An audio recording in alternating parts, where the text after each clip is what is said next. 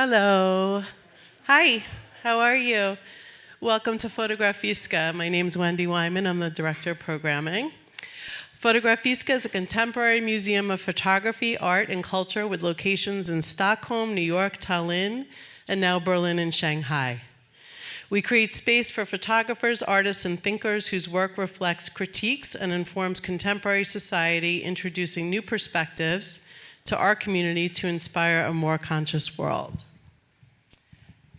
I'm going to welcome to the stage Editor-in-Chief of People, Wendy Naugle, who, along with their team, has produced People Celebrating 50 Years on Now in the Museum. We're sitting in the exhibition, and I welcome Wendy. Thank you. Thank you. I hope everyone got to see a little bit of the exhibit tonight. One of the wonderful things about trying to celebrate our 50th is I've gotten the opportunity to talk to several past editors of People, and one of those was Carol Wallace, who was the editor-in-chief from 1997 to 2002 and worked on the fabulous tribute cover from Princess Diana's death. She told me a wonderful story about how our readers fell in love with Princess Diana the moment that she became engaged to Prince Charles, and I quote, "They loved the fresh air she brought the largely frumpy royal family and wanted to inhale every tidbit they could about her. I could barely finish a story idea with the name Diana in it before I was told, go ahead and assign it, get it in." On August 31st, 1997, she was actually watching the US Open when she got the call from the on-duty editor. Here's her story of that night. "He told me Diana and Dodi had been in a car crash in Paris. Dodi was dead and Diana was seriously injured and in the hospital. I remember saying to myself, oh, she'll be all right. She had been part of my life at People for so long, it was hard to imagine a world without her." That cover with the wonderful photograph by Patrick de Marchillier was one of the top-selling issues of People of all time. Diana is still missed, she's still beloved, and her incredible legacy has been told by the esteemed members of People's royal team. I'm going to have them raise their hands. Michelle Tauber, Simon Perry, who is in London and couldn't be here tonight, Janine Henney, Stephanie Pettit, Monique Jessen, Phil Boucher, and of course, our current senior editor in charge of Royals, Erin Hill. Combined, this team has more than 100 years of experience covering the Royals. Our knowledge on this space goes really deep, and I think you're really going to enjoy this conversation tonight, so I'll turn it over to Erin.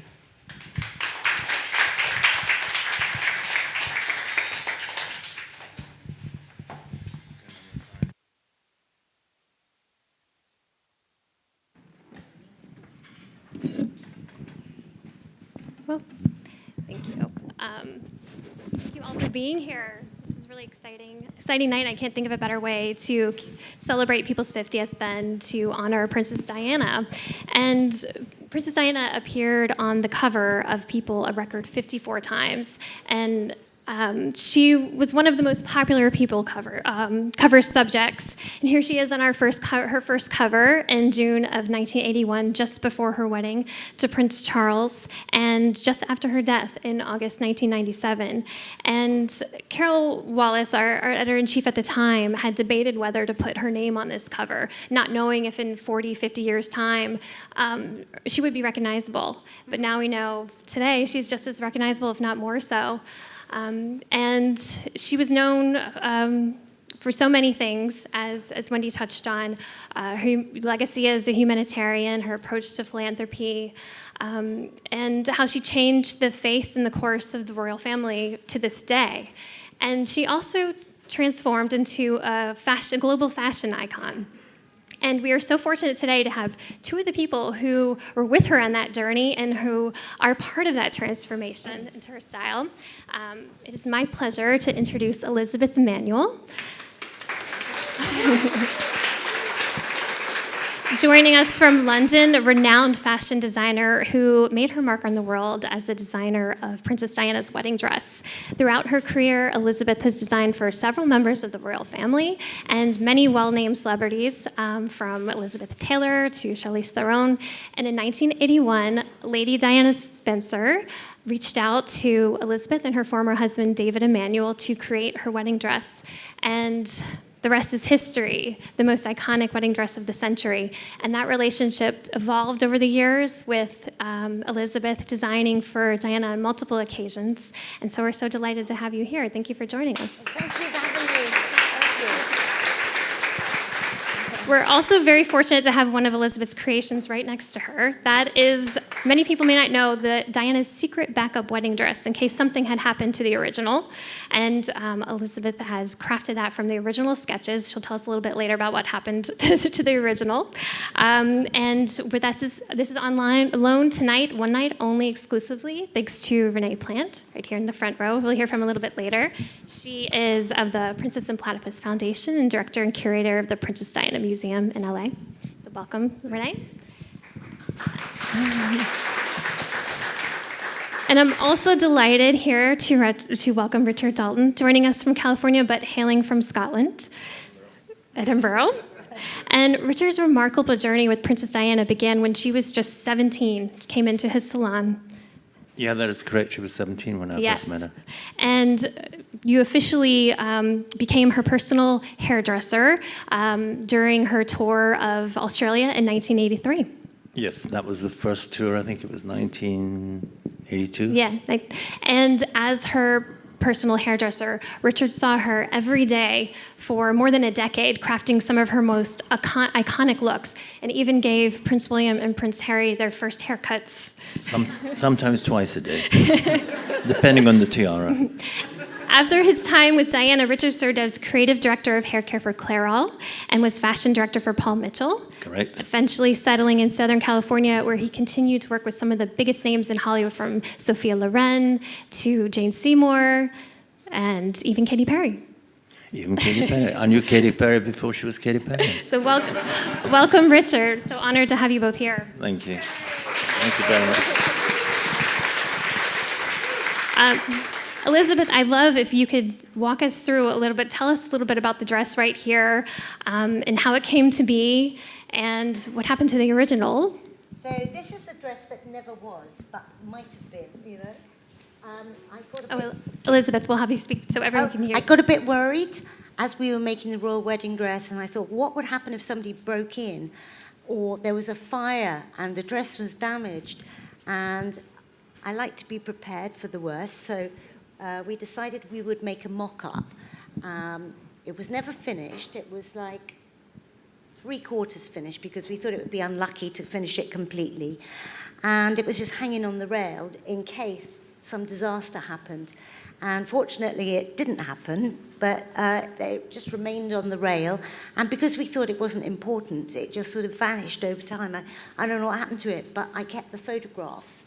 And it's actually such an important part of this whole journey of the royal wedding dress, and knowing that it very well could have been that dress that Diana wore on the day.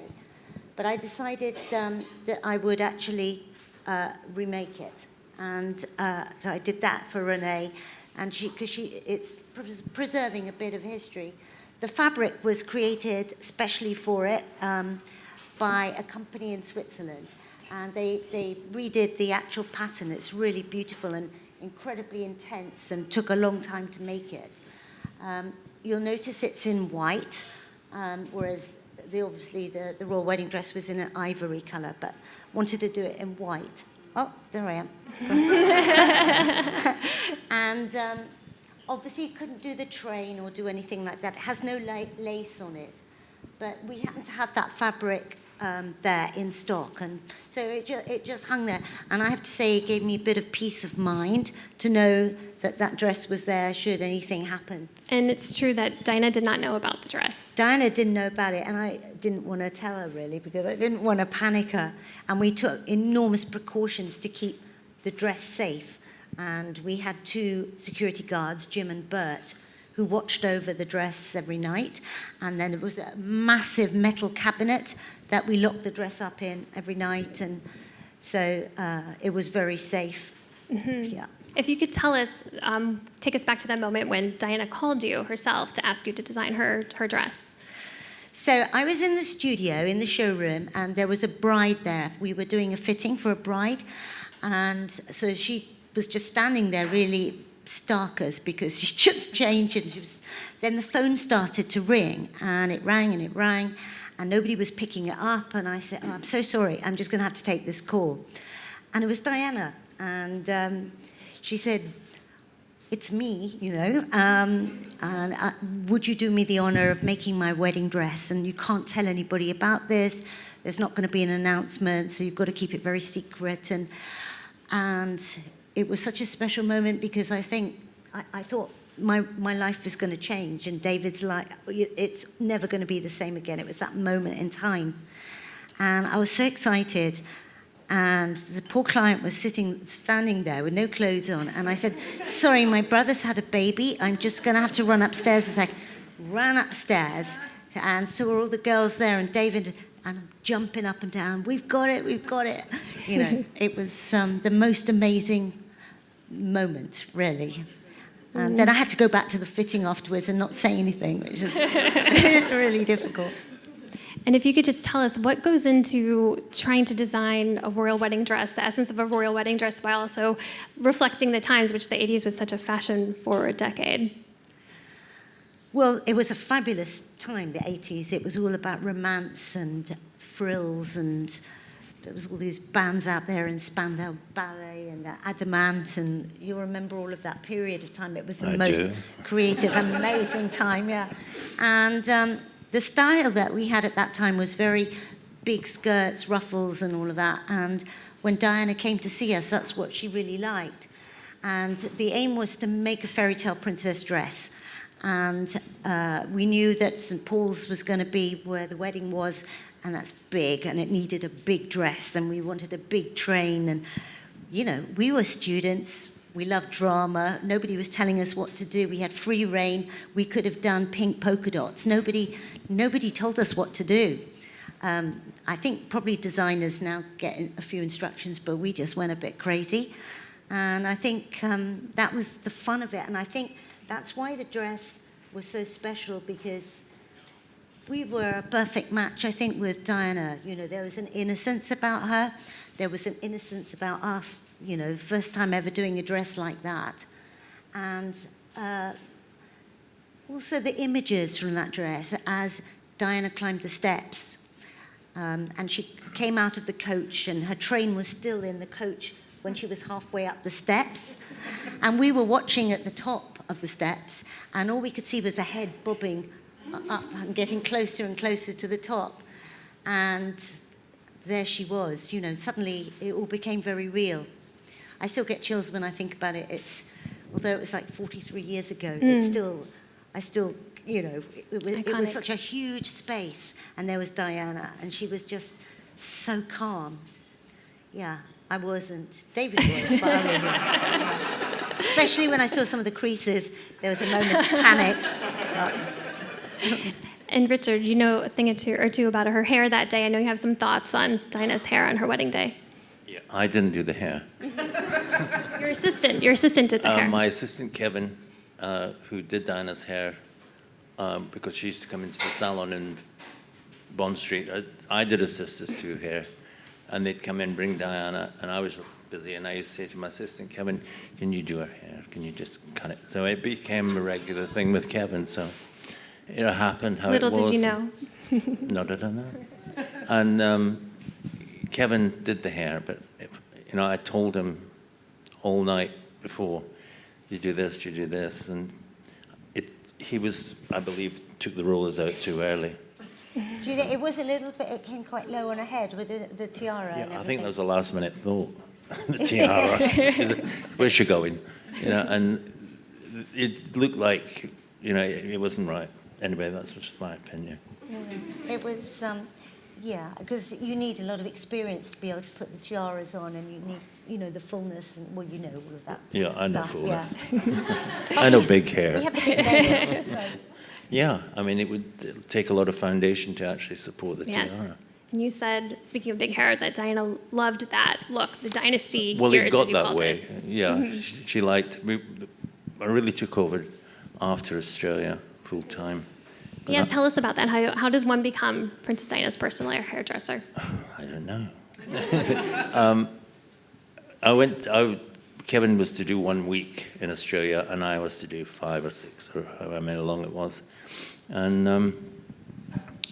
then after that, the hairs did start to get fuller, and I think I eventually got a full-time job because Kevin sold his story to the tabloids, and I knew nothing about it. I went to the palace that morning and apologized on his behalf, and she said, "Would you do my hair from now on?" And I didn't know it was going to be every day. Yes, you said every day. Every day. Yeah.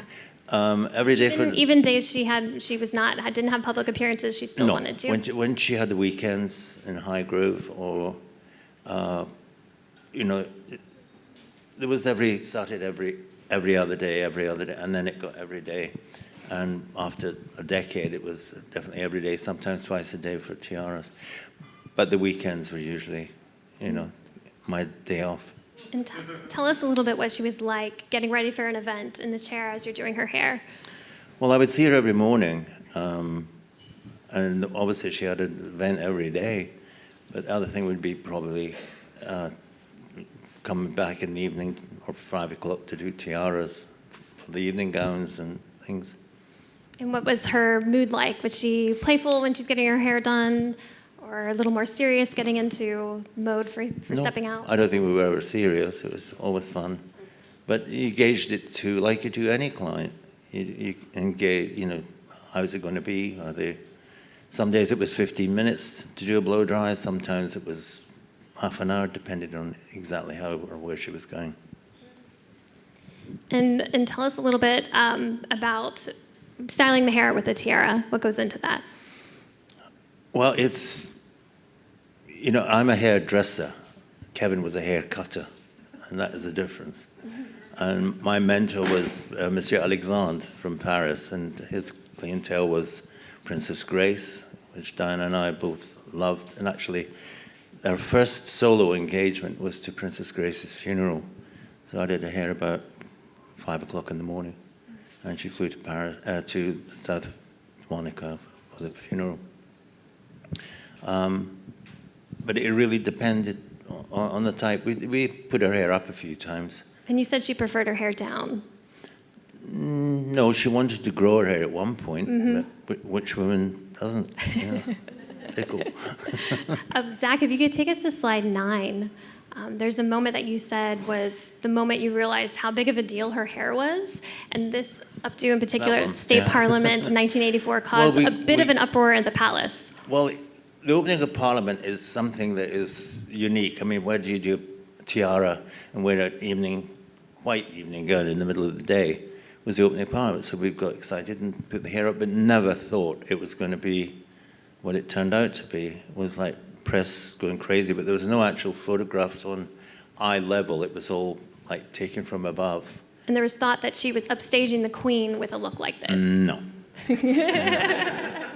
That sells newspapers. But that's the moment you've realized the intensity, and Elizabeth, as well as styling her over the years, realizing the intense media pressure she was under too. And did you guys ever see any of that, her dealing with that and how she handled that? Well, she used to come in for fittings.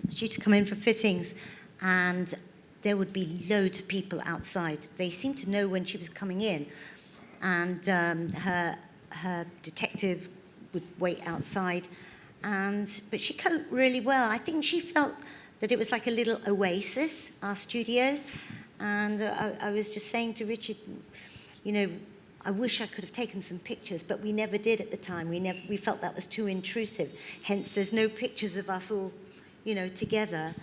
I think she felt safe there.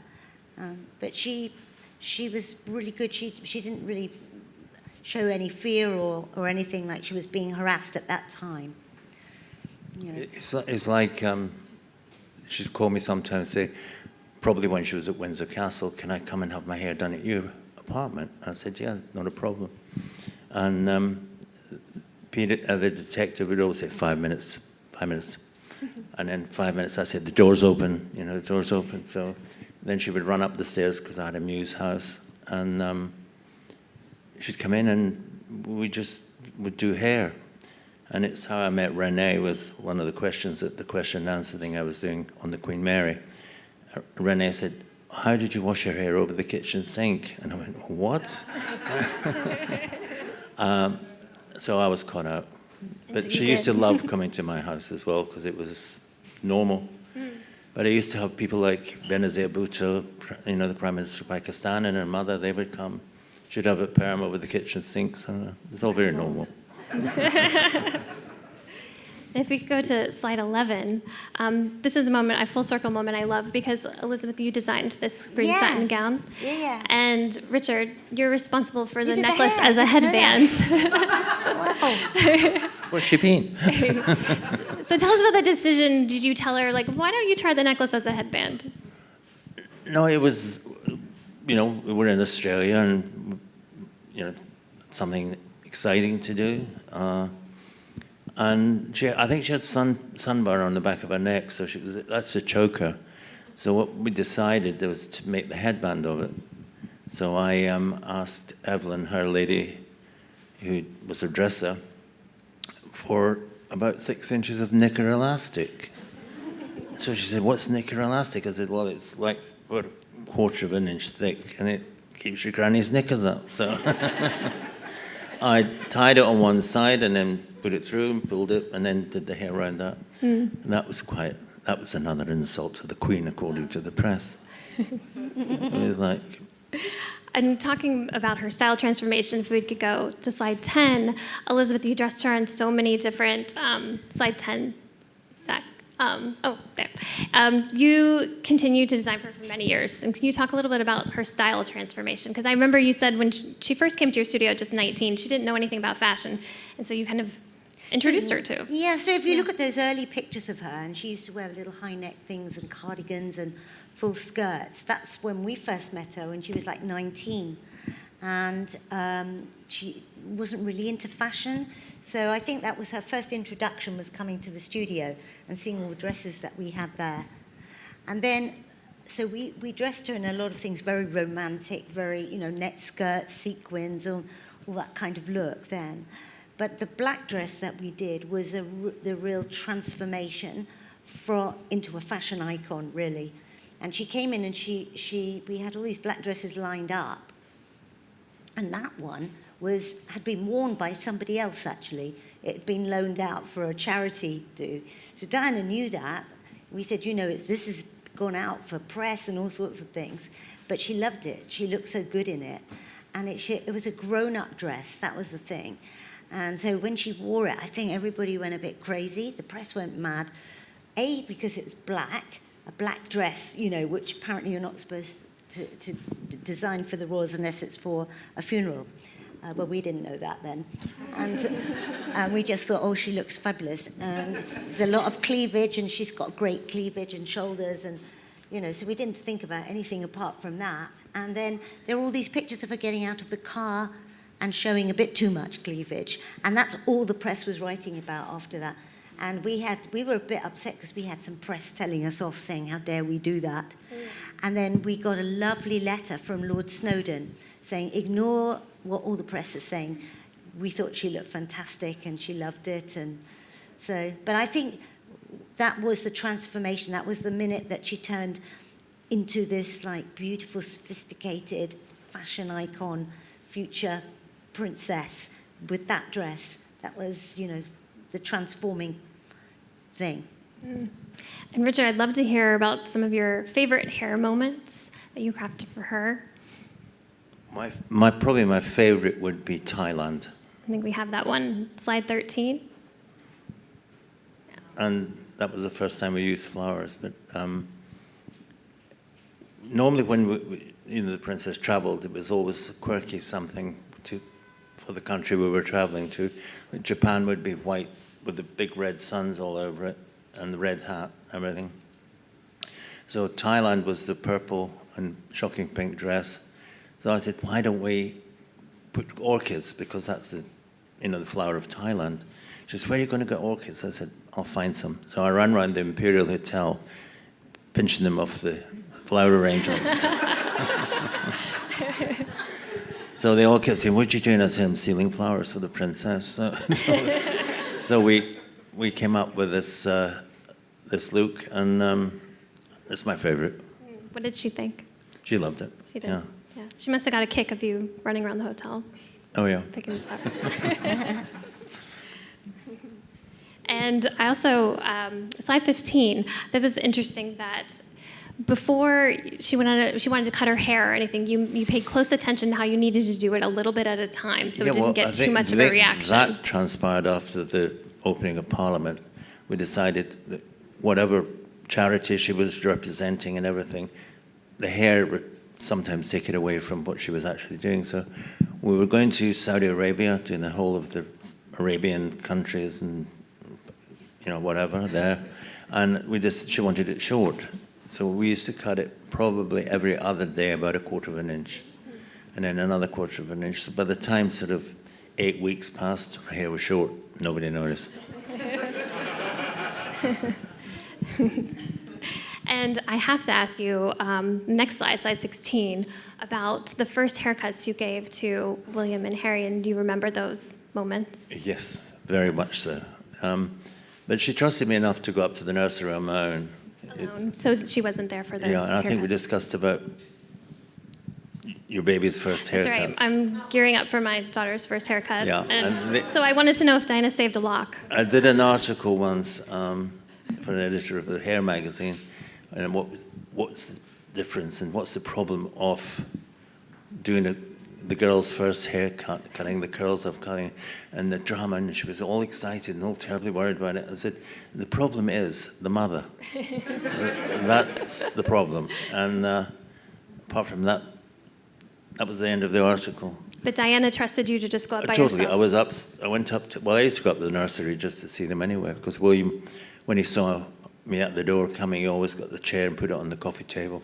And I said, no, you're not here next week, because he always got extra television while I was cutting his hair. And they both were very sweet, really. And you cut their hair throughout the years. Yeah, Yes. up until 91, when I actually moved to New York. September the 11th was the day I arrived in New wow. York. And that was my 10th anniversary, and I was doing shows. Mark Bauer, who's here today, I used to love doing Mark's hair because it was always glamour. And I also gave up diamond tiaras for paste because I was straight down to do Miss America. And from there I went on to do Miss Universe, so that was quite something. Wow, you had a lot of practice, pageant. Oh, I had a lot of practice, yeah. And Elizabeth, we know now that at the time of Diana's wedding, there was a lot going on behind the scenes that wasn't really a fairy tale. But when she was with you in your studio, did anything ever come about that made you think that she was anything but happy for this time of her life? Well, we didn't know anything was going on at all, and she was always very calm and cool and, fantastic. We did notice that she was losing a lot of weight, but, that's normal with brides. So, but she went down to a 23-inch waist. Really, well, you can see. You can see. That was, yeah, and she was really, really tiny. And, but I think she knew that she looked really good. She looked fantastic, like a model. So for us, that was fantastic. But we had to, if you can imagine, we had to do a toile first. That's a calico toile before you start cutting into the fabric. And we kept delaying cutting into the fabric because she kept losing the weight. And in the end, we just had to cut away. But we had to keep taking it in and taking it in. And eventually, we just had to finish it. It was just not enough time. And Richard, I know for so many people, their hairdressers are their trusted confidants. And did you fill that role for her? Well, absolutely. I think it's an unwritten law in the hairdressing profession. You don't kiss and tell, and especially tell things on your clients that you're very close to. And yes, I knew a lot of secrets, still do. Which is a good time, I think, for me to maybe mention that Richard's working on a book, which we'll talk about a little bit more. Oh, yeah.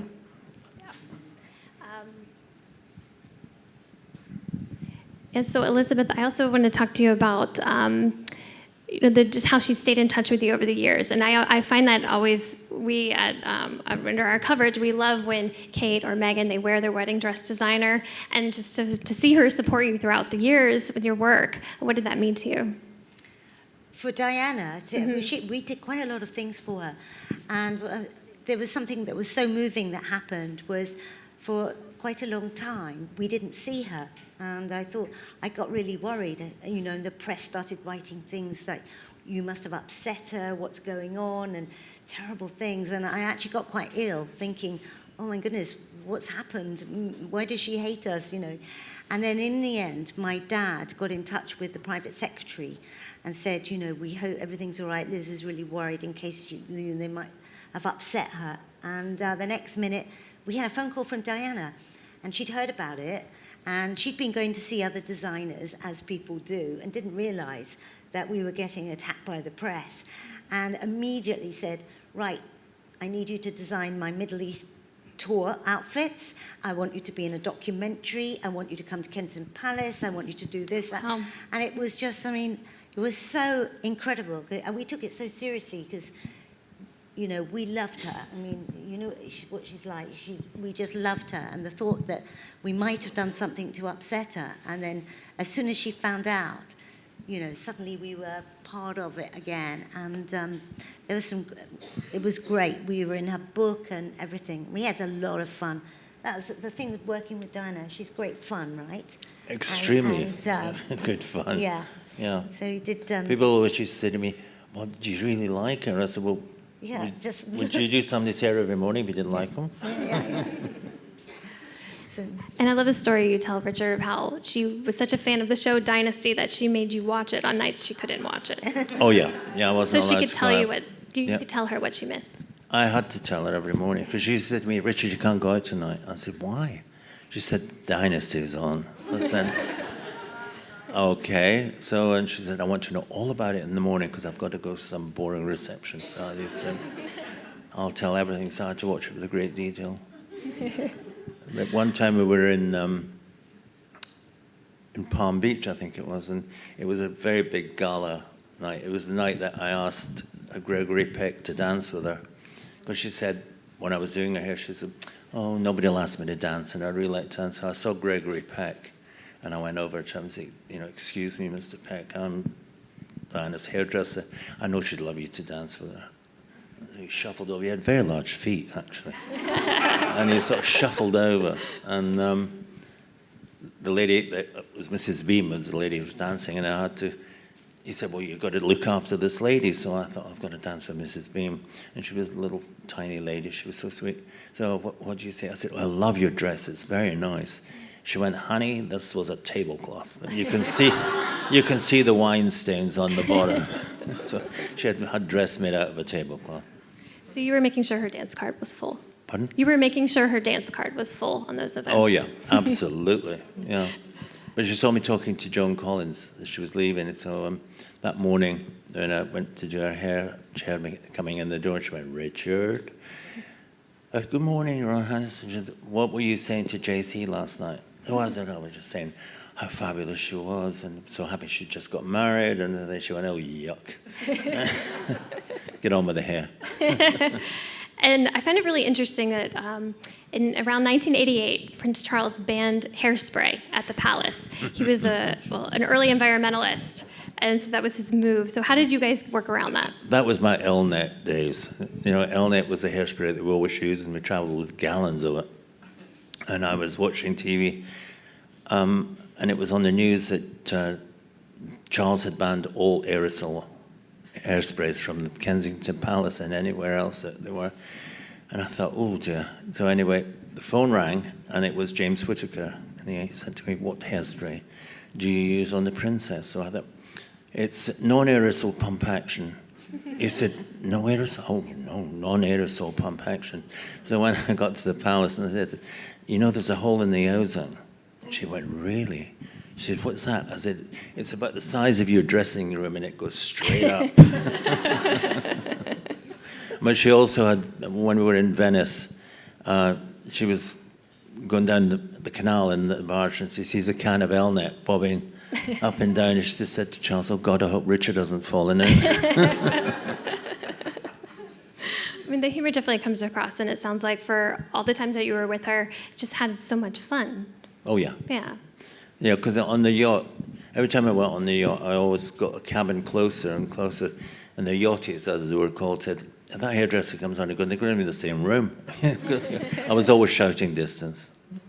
And Elizabeth, I know you have another exciting project you're working on this year. You not only crafted the secret backup dress that we featured last month in People, but you are working on a sort of reimagination of the original wedding dress today. So tell us a little bit about that. It's something I've always thought about, but it was if you were to design a royal wedding dress now, what would it look like? So I thought, oh great, it's this challenge.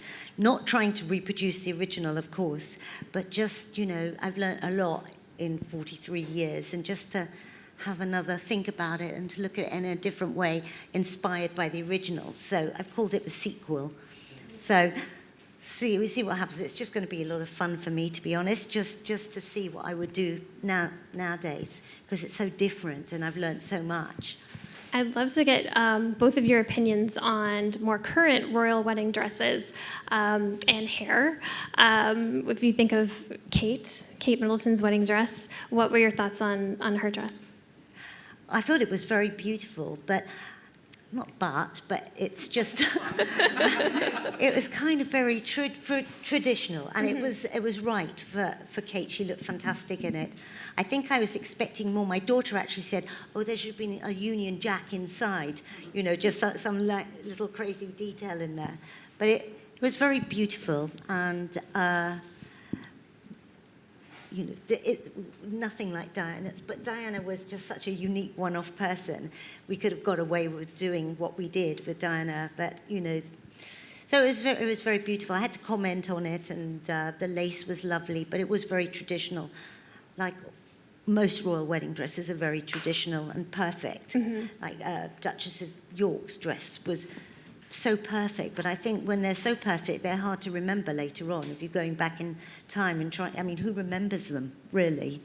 And whereas with Diana, because of who she was and because the dress was a bit crazy, I think people remember all of that. And what did she say? I have the moment that you were sort of adjusting her dress.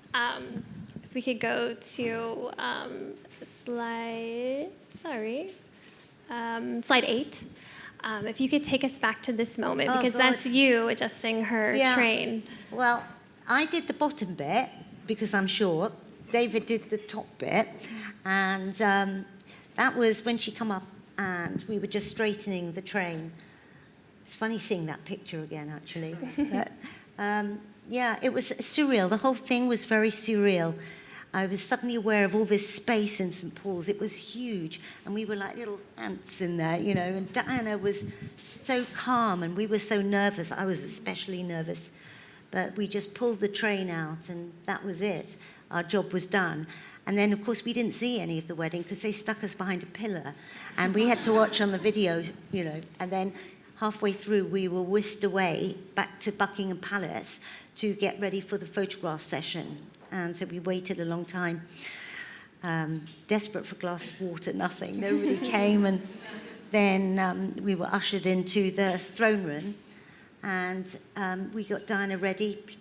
The best picture, actually, I don't know if you've got it, was after the photograph session with Lichfield, when Diana and everybody and all the bridesmaids just sat down on the floor. They were so relieved that the whole thing was over, I think. You also designed the bridesmaid dresses. Yes, I did the bridesmaid dresses as well. And so it was a big job, actually. I mean, really huge job.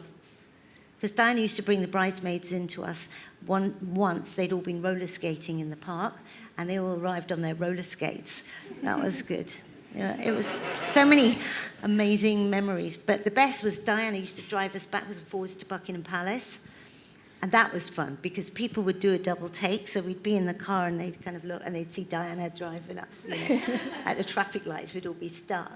And then she, like you were saying, Richard, she having her hair done over the kitchen sink. She'd make us coffee, sort of like our assistant. And she, can I get you a cup of coffee? Yeah, and off she'd go. And it was all really informal. It was quite surprising. And then we got used to it. But, she wasn't like, she was just, when I say ordinary, I mean it in the nicest way. Sort of normal, just like a pal, really. Yeah, she always wanted to be normal. Yeah. And very sweet. So she looked after us, made us coffee, and drove us back. Wow. Yeah, Wow, she was incredible. great. And Richard, you must have had so many moments like that, too, with her wanting normalcy. Yeah, she was just a regular, girl. And when I met her anyway, she was 17 and she was sort of a bit awkward sometimes. But she certainly, I remember her 21st birthday. We were on a plane going somewhere. Probably Renee can find out where I was because she knows more about it. My timeline.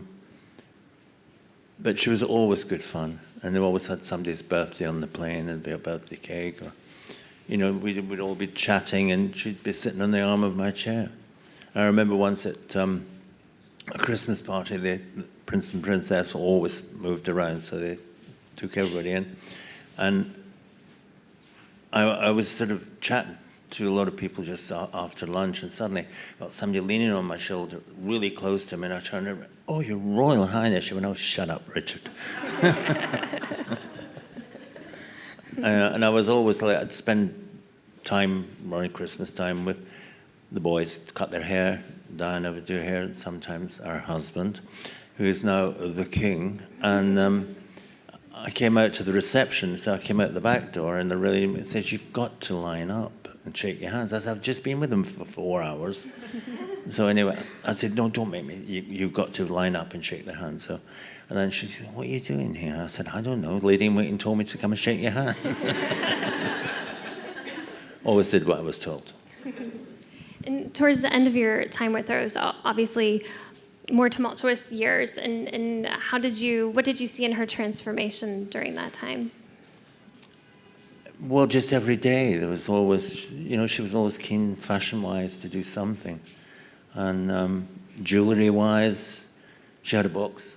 And she used to pretend she was in Dynasty, and she'd the box. And then she'd look at the box and try these earrings on and this earrings on. And things like, she went to Back to the Future and me, like, "Why don't you wear your pearls the other way around and tie a knot down the back?" She says, "Okay, you do that." So I tied a knot down the back. And she'd gone to see Back to the Future, and the next morning she said, "I nearly killed you last night." I said, "Why?" She said, "I forgot I had a knot in my pearls and I leant back."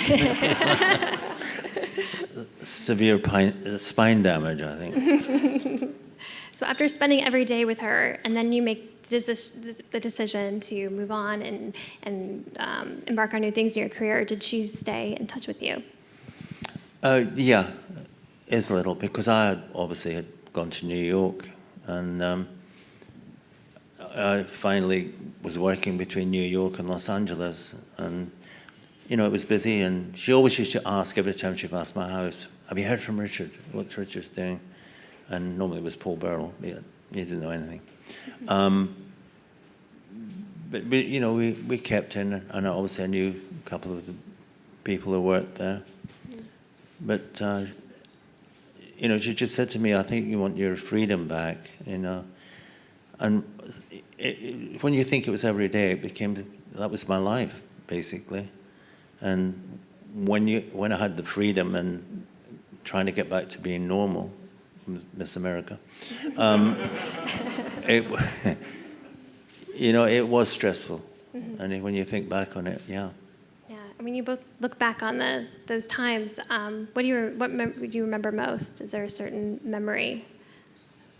Of Diana, it was like, it was just such an amazing privilege to have worked with her and to have seen that transformation and her develop her own style. and everybody used to copy her for a pair of tights with a bow on. Suddenly, everybody would be Actually, wearing it. these tights Yeah, I got from a friend in Canada. Ina sent these tights. She said, "Do you think Diana will like that?" I said, "She'll love these." And that was the tights with the bow. Really? And that's where they were came everywhere. I mean, and then from thereafter, everything that she wore, it was on the high streets, That's why with the royal wedding dress, we wanted to make it so difficult to copy. We added all these layers of difficulty in there because we didn't want anyone to copy it. No one did. Yeah, not from. A lot of silkworms. I think they were English as well, weren't They they? were. They were English. We managed to squeeze a little bit of silk out of them. There wasn't very many of them. Well, I'd like to use this time to bring Renee up to the stage and tell us a little bit about her museum and her commissioning this dress.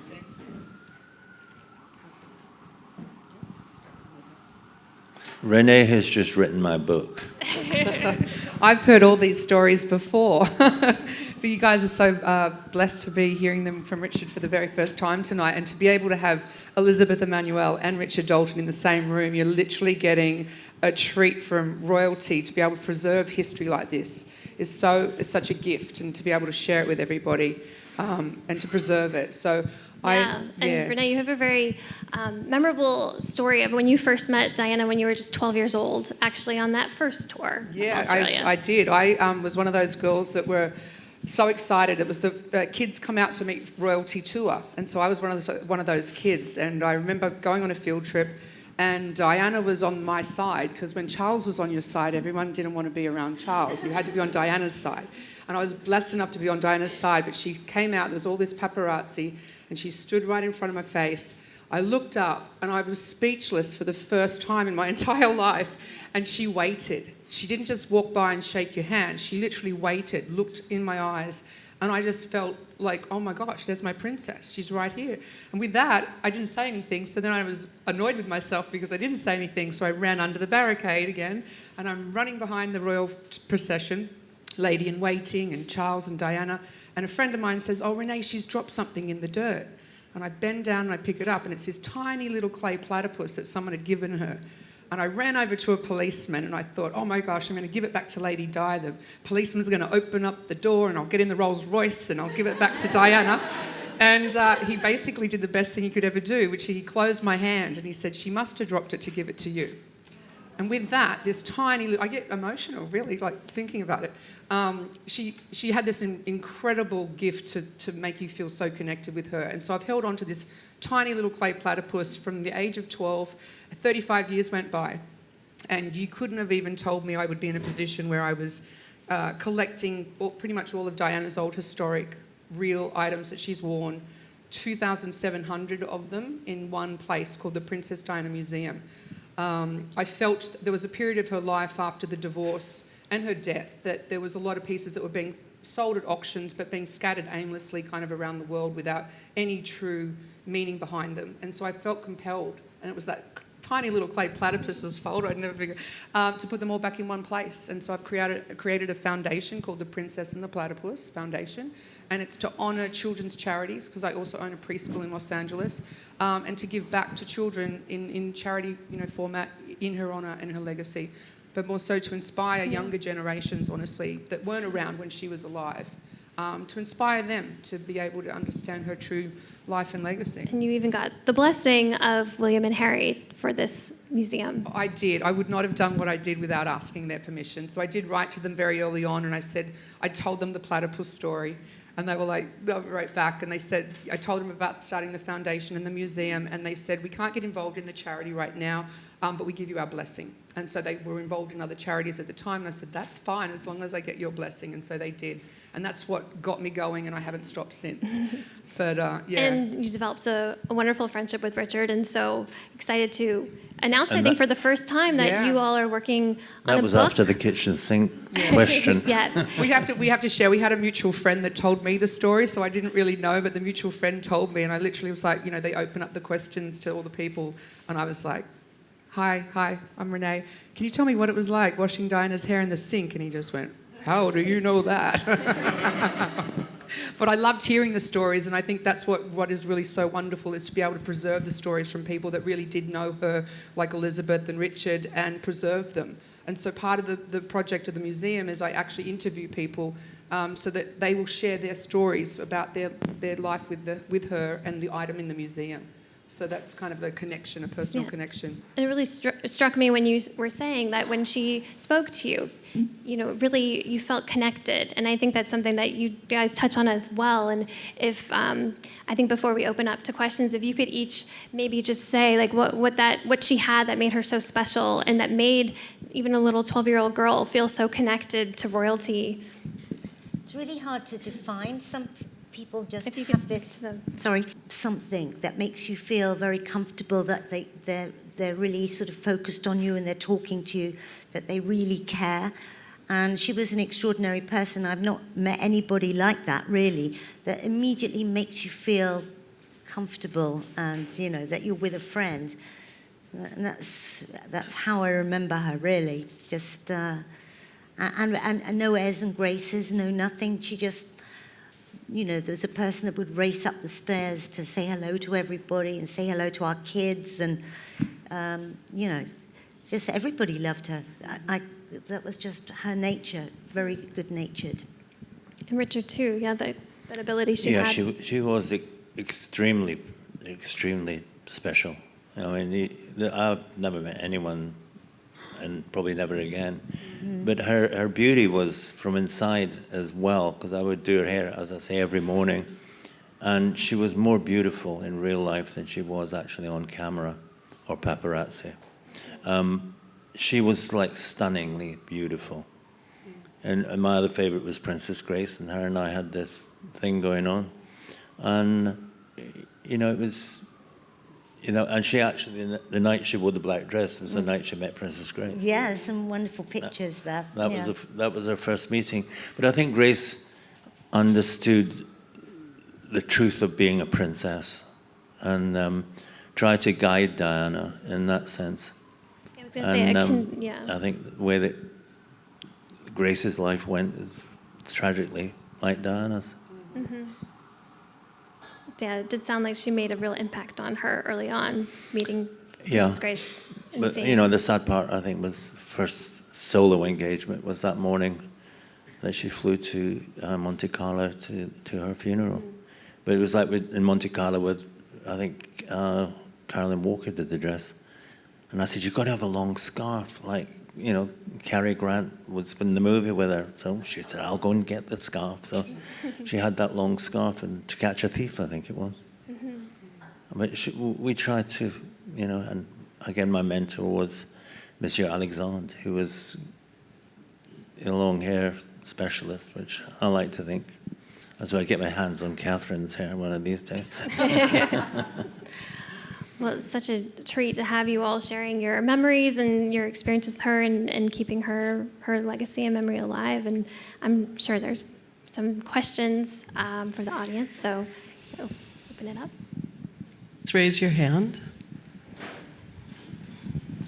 Elizabeth, now when Diana... Hi. Now, Elizabeth, when Diana called you to design her wedding dress, did she come to you with any kind of ideas on what she wanted, or did she kind of have sole trust in you and you kind of showed her some ideas? How did that work? No, she absolutely trusted us. I don't think she had any idea in her head. But I did lots and lots of sketches for her, and we showed her also a rail of dresses ready to wear, actually, wedding dresses. And there was one that really caught her eye. She tried on quite a few, but this one dress, she tried it on. It looked amazing. It had big puffy sleeves, tiny waist. Actually, it was the template. It was the template from which we built the royal wedding dress. It was based on that, but with like 50 different layers of complication on top of it, so nobody could copy it. So it's what it's like really with most, although a lot of brides do have an idea, we want big skirt, we want this, we want that. But I think Diana sort of knew what our style was like, that it was very romantic and over the top. So she wasn't a shrinking violet, that's for sure, She wanted something dramatic. And but it was, she didn't have an idea, but I think a lot of it is trust. and she liked our style. And we were good at that sort of thing, really. Yeah. You mentioned that you got the lovely note that they liked Diana in the black dress. I was wondering if the palace gave you feedback on any of her other looks, and if you felt like you ever had to please the palace more than you had to please Diana. We had no feedback from the palace at all on anything, which is quite distressing, really, in the beginning, because we'd never done anything like that before. We didn't know what to do. There's no protocols, nothing. And so we had very little support from the palace. And I honestly don't think they expected such a huge public reaction to it. They just, I don't know, they just underestimated the effect of Diana. And the public's interested in her, and so we had no help. We were getting mobbed by everybody. We had all the press trying to find out what we were doing. They were going through our rubbish bins. We had to put up blinds on the windows because we had journalists with long-range cameras trying to see into the studio. In the end, it became a bit of a game, to be honest. We used to, leave false trails around for them and stuff like that, but. Yeah, it was an interesting time. Part of the reason you wanted to create the backup dress. Yeah, because, what if somebody had guessed that dress? There was lots of rumours going around. There was a whole piece in Women's Wear Daily where they had guessed it. They told, well, we know what the dress is like. The lace is made by some fishermen's wives in Cornwall, and it's, and there's a whole, description. And it was just so not true. And we wrote and told them it wasn't true, and they got very cross with us about that. But no, nobody it's amazing. Thank God there was no mobile phones, there was nothing. There was no social media, there was nothing which helped keep the secret, because nowadays I don't know what would happen. Right, really. And now they don't announce the designers of the wedding dresses until the day before. That's or even right, the day because of. they don't want to put anybody through what we had to go through. So it was a big learning curve for us. But we made it, we did it, and the dress was secret right until the end, so that was good. No, the press used to chase me, bang on my door, talk through the letterbox, and then next day you'd see only our hairdresser knows for sure. And what do I know? Yeah, because they are relentless sometimes, the press, aren't awful.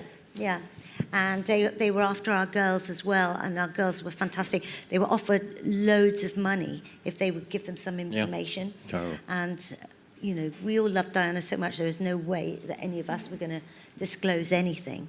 So it's like the time she danced in Covent Garden with Wayne Sleep, and I knew months in advance the secret rehearsals, and she said, "You're the only one that knows." I thought, God, if this gets out, she'll think I've told it.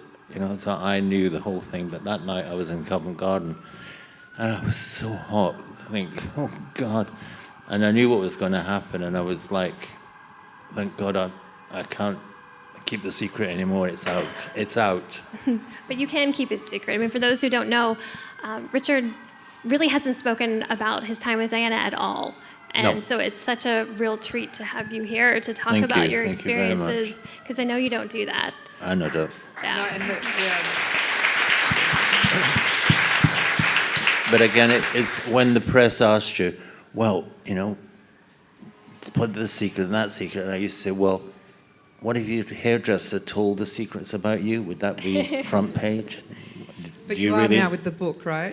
You're coming out of the but book. That's not salacious gossip. Right. And what's it called, Richard? It's called Share it with All About everybody. the Hair, My Decade with Diana. Beautiful. Yes. See, got it right. Yeah. And we've been collaborating together, obviously, for the museum for a decade. Richard and I have known each other for over 10 years. And like I mentioned, I feel it's really important to be able to preserve the history with these, very iconic figures while they're still around to share them. And I've recorded Richard and Elizabeth and over 50 other people that have all worked with Diana. And we got talking, and so he finally trusted me enough to write his book. And so it's a coffee table book, and it's also going to interact with the museum pieces that we've acquired. So, for example, there was a pair of earrings that Diana was wearing when she had the long hair. It was a gift from the Queen. So we acquired those earrings. So we're going to be putting an image like that in there so you can actually click on a QR code for all you younger millennials. And you'll be able to see it, and it'll be interacting, so you'll be able to go to the museum and see the pieces and get more history about each item. So we're excited to be releasing that around September, hopefully, around the anniversary of her 27 years of not being with us. Yeah. We'll be Celebrate reading, her and life. we'll be reading. Yes, yes. Exclusive with People, obviously. I'll be back. Good. Well, thank you all. If there are any more questions, this has been such an amazing chat, and appreciate you both being here, and you too, Renee, for bringing this dress as well. And please go up and take a look at it close up, just the intricate detail. It's just a work of art. Yeah, she fits into two big pink suitcases to go back to Los Angeles after tonight. Thank you so much. It was Thank you.